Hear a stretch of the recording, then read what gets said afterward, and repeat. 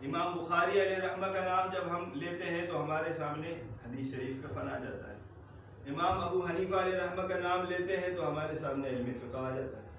تو وہ اپنے فن کے ماہر تھے, اپنے فن کے امام تھے.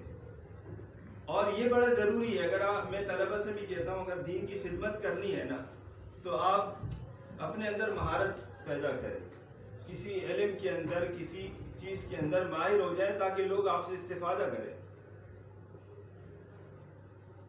یعنی آدمی جب خود ماہر ہو جاتا ہے تو پھر لوگ جو ہے اس سے استفادہ حاصل کرتے ہیں, اس کی طرف جاتے ہیں کہ بھئی یہ فلاں چیز میں ماہر ہے. اور دنیا کی, اور یہ فطری نظام ہے, فطری نظام ہے کہ دنیا کے اندر بھی آپ دیکھ لیں جو لوگ تجارت کرتے ہیں اور وہ کسی ایک چیز کے اندر کرتے ہیں, ہر چیز کی مارکیٹیں الگ الگ ہیں. یہ ڈاکٹر ہے, آج کل تو بلکہ تخصیص کا وقت آ گیا ہے کہ ڈاکٹر ہے تو یہ دل کا ہے یا اسپیشلسٹ ہے کس چیز کا ہے. تو علم نام ہے تخصیص کا. آپ کو کون سا علم آتا ہے؟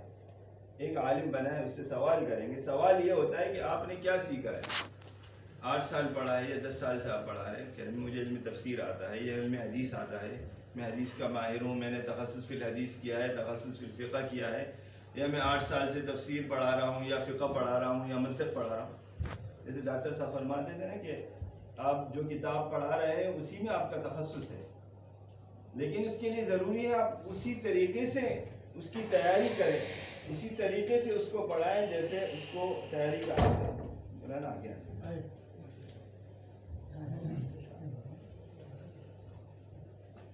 تو ایک ہے اس کا تدریس کا جز استاد. استاد اپنے فن میں بھی ماہر ہو, استاد کو پڑھانے کا طریقہ بھی آتا ہو.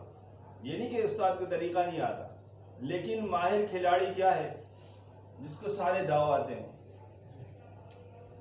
وہی ماہر ہے نا, جس کو سارے داؤ پہ جاتے ہو. میرے پاس ایک عامل آیا یہاں پر, اس کے ہزاروں شاگرد تھے علماء, شکیل نام.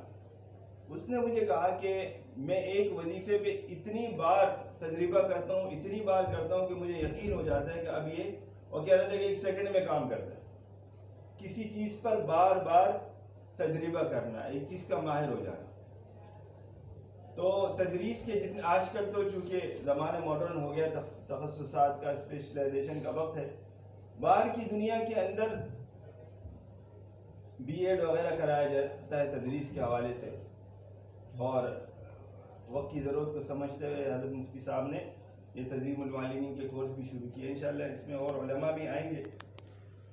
تو تدریس کا طریقہ, ایک تو وہ طریقہ ہے جو میں سمجھتا ہوں سب سے زیادہ ضروری ہے, وہ ہے ہمارے بزرگوں کا طریقہ.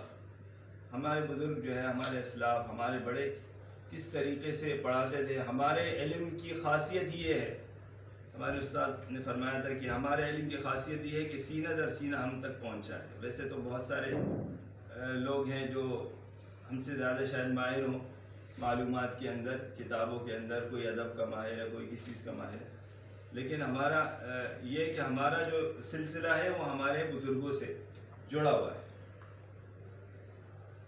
علماء دیوبند سے جڑا ہوا ہے, حضور علیہ الصلوۃ والسلام سے ہمارا سلسلہ جڑا ہوا ہے. تو اس پر بھی انشاءاللہ بات ہوگی کہ ہمارے عنوانوں میں سے ایک عنوان یہ بھی ہے کہ ہمارے اسلاف جو ہے وہ کس طریقے سے پڑھایا کرتے تھے. ہمارا ان سے جو ہے قلبی تعلق بھی ہو, اور فی زمانہ بھی ہمارا اپنے بزرگوں کے ساتھ تعلق ہونا چاہیے, اپنے اساتذہ کے ساتھ تعلق ہونا چاہیے, تاکہ براہ راست ان سے ہم استفادہ کریں. میں کسی بھی فن میں مہارت کے متعلق تھوڑی سی بات کر لوں گا.